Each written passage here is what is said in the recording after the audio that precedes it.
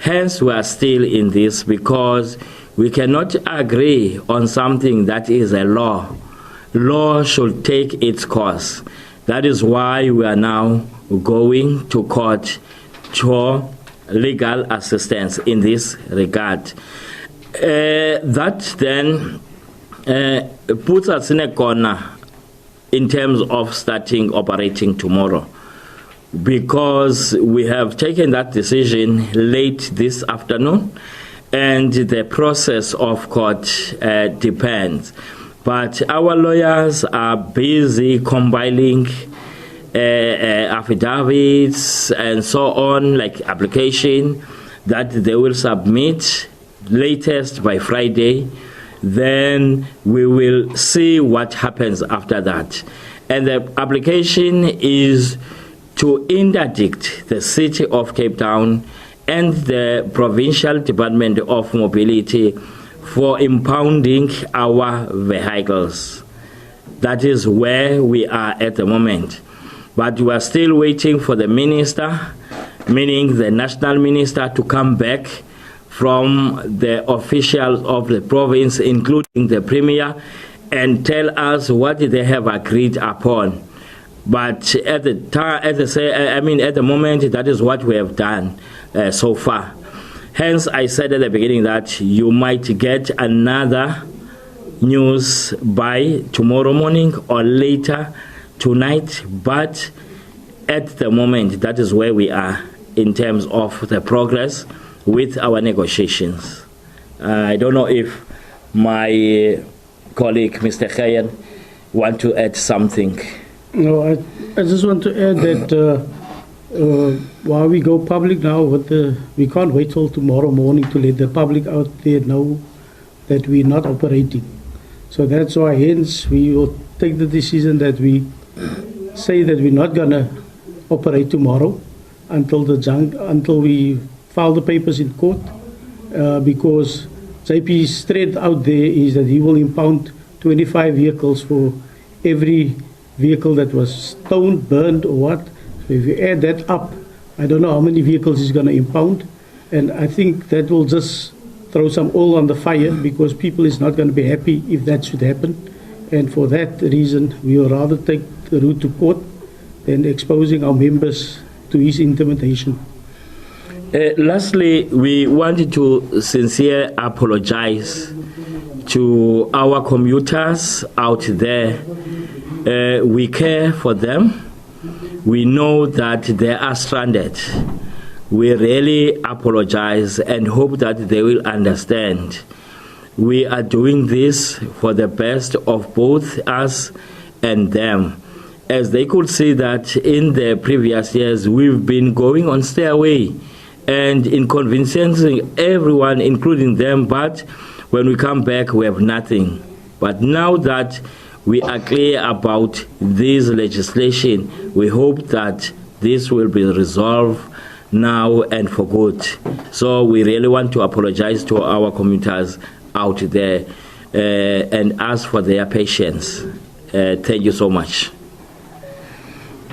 Questions? I would like to know, has a provision been made for the school transport, because the provincial department has indicated that nearly 250,000 of pupils in the province have not been able to attend school from Thursday, and also nearly 10,000 teachers in the province have not been able to attend work. So has SANTACO thought about that sector, and maybe would you allow for the children to be transported to schools? Thank you for that question. The scholar transport representative were part of the decision, and they endorsed the stairway, meaning that they are in what we are now. Just a question from our side, Mr. Inge. There seems to be a letter floating doing the rounds apparently from the City of Cape Town / also the Premier of the Western Cape addressed to SANTACO with regards to a possible meeting tomorrow and negotiations going forward. Can you confirm as SANTACO whether this letter was indeed sent to you by the Premier slash City of, I think it's either the Premier and the Department, the Minister of Mobility in the Western Cape. Can you confirm that, please, sir? Sorry, No. can I just add on that? The city also says that this is the purpose of deciding the agenda for the first task team meeting. I understand that SANTACO, the taxi industry, pulled away from that task team. Just to add on the question of Vanessa. No, that was not communicated to us. So you have not received? We have not received any communication from the City of Cape Town and also from the Department of Mobility. Are you willing to engage with the local and provincial government tomorrow? If they come on board, What does that mean if they come on board? if they come, but I just said that yesterday we were waiting for them. They didn't come, they didn't apologize. So we're not expecting them to come. Hence, we are now working hand in hand with the National Minister of Transport. There was? No, again, I want to find out on what grounds will SANTACO be approaching the courts on, in terms of like the legal route. What exactly will you be challenging?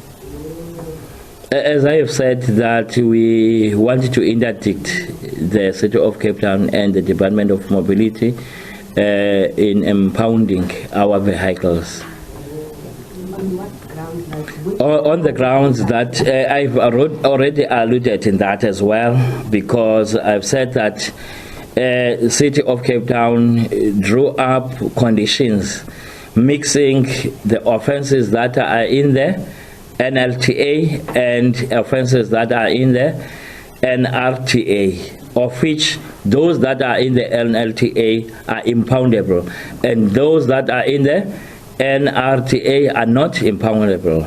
So we are approaching the court on those grounds. I just want to find out how was the meeting with the minister? Which minister? The National Transport Minister. The National Transport Minister is listening to us very well and echoes what we are saying in terms of the separation or differences in these acts. Hence, she is now in the meeting with the Premier and, of course, the Minister of Mobility of the Western Cape. Has SANTACO heard about the incident in Langa where a vehicle was torched or set alight that is believed to have been transporting staff members? When did that happen? No, we are not aware of that. If people are linking it to the Texas strike, so can SANTACO say something about that? Or maybe We already, and we've been doing, and we are still saying that we encourage our members not to involve themselves in any criminal activities. That is what we have been saying, and that is what we are still saying. And SANTACO distances themselves from the criminal activities that are taking place out there. From the Cape Argus. I would like to understand what the minister will be coming back for, if maybe you've already had a meeting with her. The minister will be coming back because there are certain things that she wants to discuss with the Department of Mobility of the Western Cape. So she will be coming back in response to that. And giving us a feedback as to what transpired in their meeting, what they have agreed to, and what they have not agreed to, all those. So we're expecting that report from her. since the stay away, do we know if any of the members or taxi operators have been arrested? Yes, we do. How many? It's 60 that the number that we have. Or do you know the charges? The charges was blocking the road.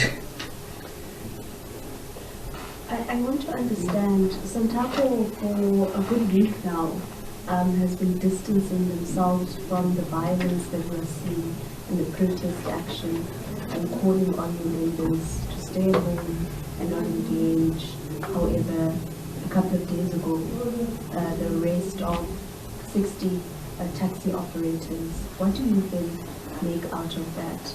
I mean, the government is accusing SANTACO of not having a firm grip, not only of the organization, but members as well. So does SANTACO have a firm grip on its members in regards to when they have an instruction, members will follow? In that regard, yes, they went and blocked the road, which is N2, but they did not get any instruction from the operators to do so. We think that that was done out of frustration of what is happening, and the statements that are in public domain from the mayor of Cape Town and from J.P. Smith. It may happen. Will we be seeing action taken against those members that disregarded instruction from the mother body SANTACO? Yes, of course, because as we said initially that we've got a code of conduct, but we still need to know where they're coming from which regions, from which associations, but now they are in court because they've been arrested, like some of them appearing tomorrow. Mr. Enge, just a follow-up question from me. You say just now that you do have a grip on the situation as SANTACO.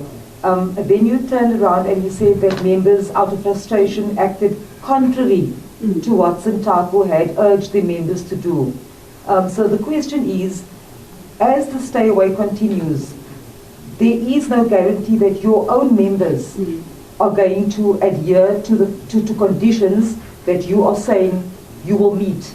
So I'm just checking when you say you're going to, how are you going to manage that process? No, I want to correct you in that. I said maybe, because these people are still there. We have not even have a contact with them and find out who they are, what pushed them to do that. It's something that we still need to investigate. But they acted against what SANTACO has been saying all week, urging people, its members, not to participate in any illegal or violent activity. Now, blocking a national highway is just that. So I'm asking, now that you as at this moment, extending the strike while you pending that interdict that you're going to apply for, what is to say that in the next 2 days, similar incidents won't happen, even though SANTACO is giving its asking and calling on its members? Who is to say that we won't see another blockade of N2 or other roads tomorrow morning? Can I just? Yeah. Yes, I think most of the reasons convene meetings this afternoon to speak to the members and address the issue of that we're continuing, we want to continue, and that we reiterated with them that we don't want any violence, we don't want them to participate in any blockages. So we hope they'll do. And we stress the point again that we're not there to commit any offences, but you must understand there is frustrated people, and sometimes that frustrated people do stuff that we tell them not to do, but we are going to be out on the road to see that our members don't commit anything tomorrow. And then just a follow-up question, you said that action will be taken and that you have a code of conduct. What kind of action what kind of action can you take against operators or drivers who go against what you as SANTACO decide? And time frame. I mean, it's been a couple of days. Members are in holding cells, so it's you have not engaged with them thus far.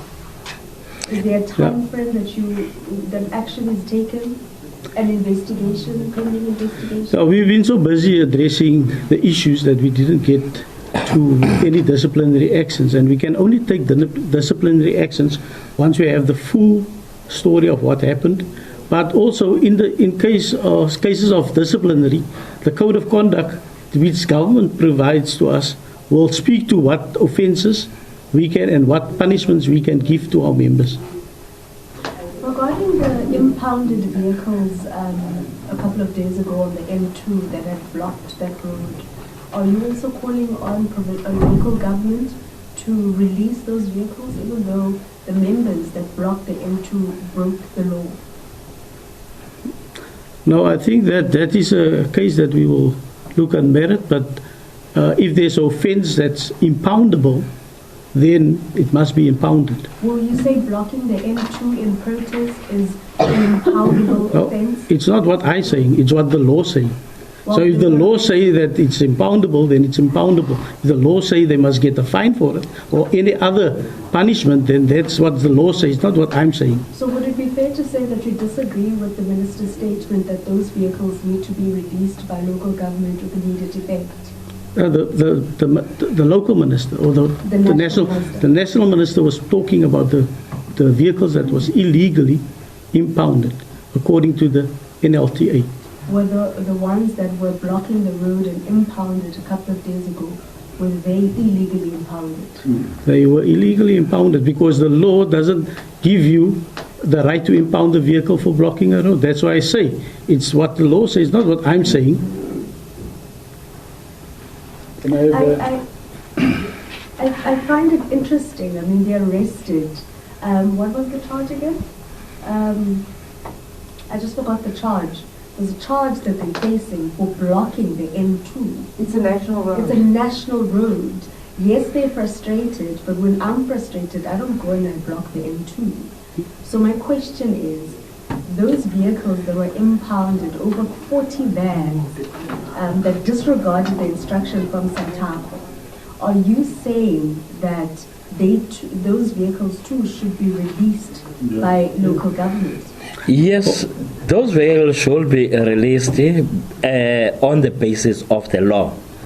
I don't think that we need to deviate from that, because the law says if there's a blockage on the road, then a fine should be issued, not impounding the vehicle.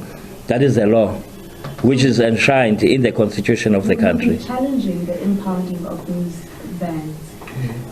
We will, based on the law. Okay, I reserve one question. Mr. Giza, forgive me, I'm a little bit slow. We've been here the whole day. Now, I hear when you're saying that now that you are broadcasting live your intentions, there is no turning back. Now, negotiations are going on. Are you saying if you reconvene another meeting after we have left, then by 2 o'clock we come at a different conclusion, you're going to stick to your earlier decision that tomorrow you're not operating? Yeah, we're going to stick to the conclusion that we're not going to operate because government had enough time to come back to us. They can't wait till the night, the eve of us returning to come back with an answer. We gave them ample time to come back to us. We need to get, otherwise they're going to be mayhem out there tomorrow if our members and the public don't know what is the action. So we will want to tell them that there's going to be no vehicles. If they come back with an answer, we rather tell them tomorrow what's going to happen after that.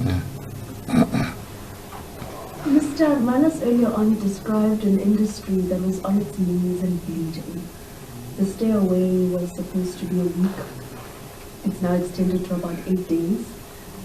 Was it all worth it? I mean, taking into account that the various spheres of government that you wanted to meet with and kind of meet and on common ground on some issues has basically not come to the table and not heeded your call. Was it worth it?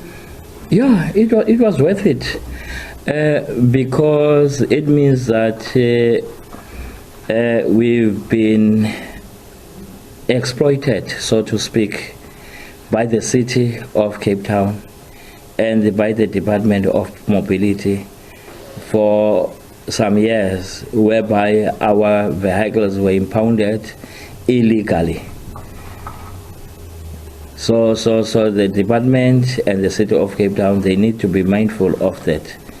Remember what we have explained, it's something that is happening only in Western Cape.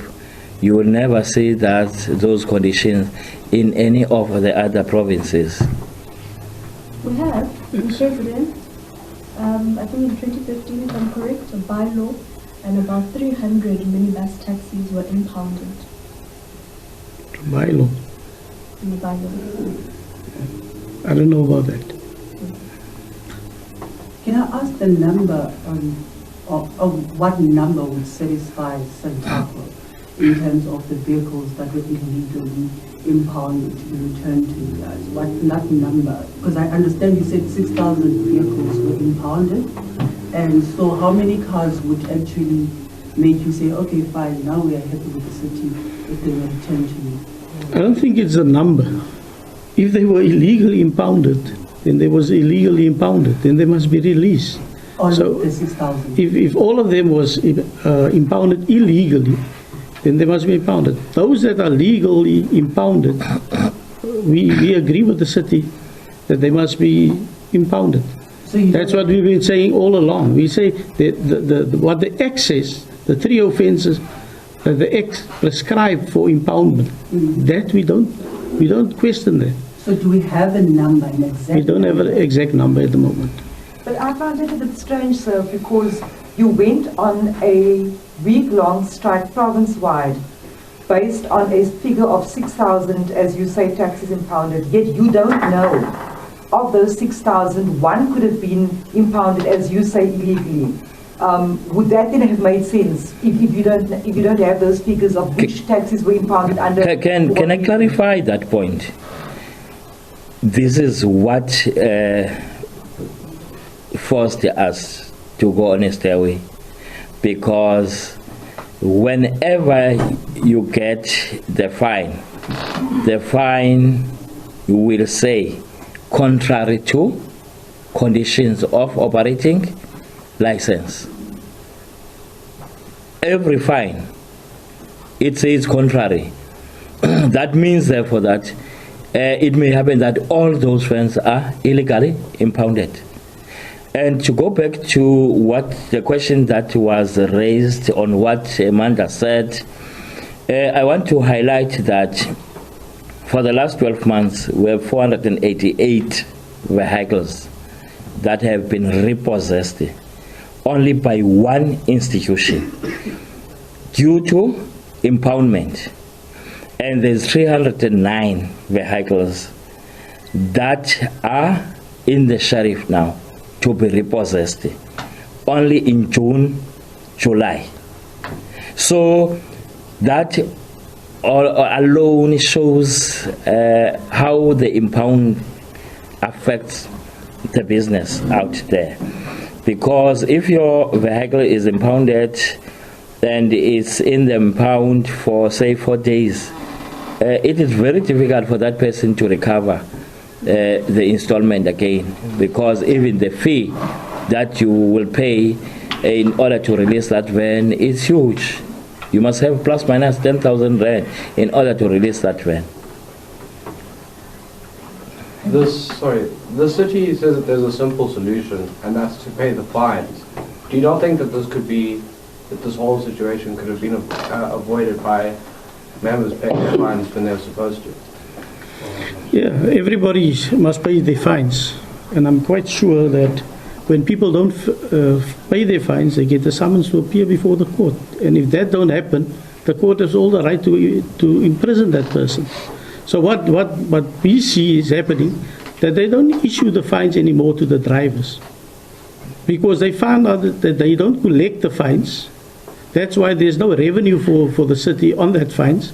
So now they thought, let's change this and impound the vehicles, because now you're forcing the owner of that vehicle to come pay to get your vehicle back, otherwise you can't operate. So, and that is where the whole bowl of contention was, that you direct someone else's infringement unto me that didn't do anything, unto my vehicle that didn't do anything. The vehicle can't drive alone over a red robot. It's a person that drives it. And we never said that person mustn't be given a fine or go to jail. If he's driving recklessly, there's a recourse in the law that say they might lock him up. He must go to jail. He must appear before a court and state his case. So why do you punishing my vehicle that didn't do anything, but you let my driver that's doing the infringement, you let him go, but you're punishing me? Does that make sense? How JP is talking about changing behavior? How is that driver got to change behavior if he is letting go? My vehicle don't have a behavior that must be changed. It's the person that must be changed. So they let the person go. So it tells me they are aiming us to make money out of us. That's the only reason why they brought this in. Let me just ask the question. Just a follow-up, Ms. because it's in line with Josh's question. It's just a clarity-seeking question again from myself. I've heard the mayor saying that they are not implementing the bylaws, but the National Land Transport Act. In other words, the bylaws which stipulate that every member of the public is subject to these sort of draconian laws. Seatbelt, indicator, we impound your car. The whole shebang. Just your interpretation on that, are we in danger as members of the public as well, if that's the case? Of course. Of course, everybody is in danger because it's not in the law for them to impound your vehicle. They can only impound it on the 3 conditions in the Act. But now they made their own laws to impound. And they aim it at the taxi industry and they aim it at the guys that are doing this motor racing. And they say it's a 50-50. When they were asked this afternoon if it's how they impound it, the mayor said it's 50-50. Go to the pound and see there if there's 50 personal people's vehicles standing there.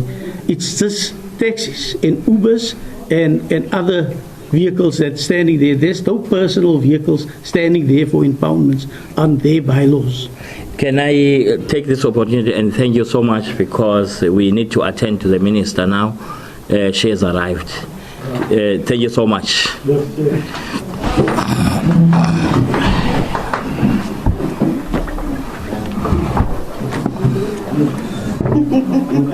All right, no taxis there for residents in the city of Cape Town. That is word from SANTACO bosses in the Western Cape there, saying that, of course, they couldn't agree on some of those issues coming out from that meeting. We know that that stay away was only expected to last until today, but it seems as if that taxi strike will continue. So SANTACO has announced that the Cape Town taxi strike is set to continue indefinitely. In a statement, the Taxi Association further announced that it will be engaging the services of lawyers to apply for an urgent interdict in the next 24 hours for the release of impounded vehicles and for the city to be barred from impounding any more vehicles until the matter has been resolved.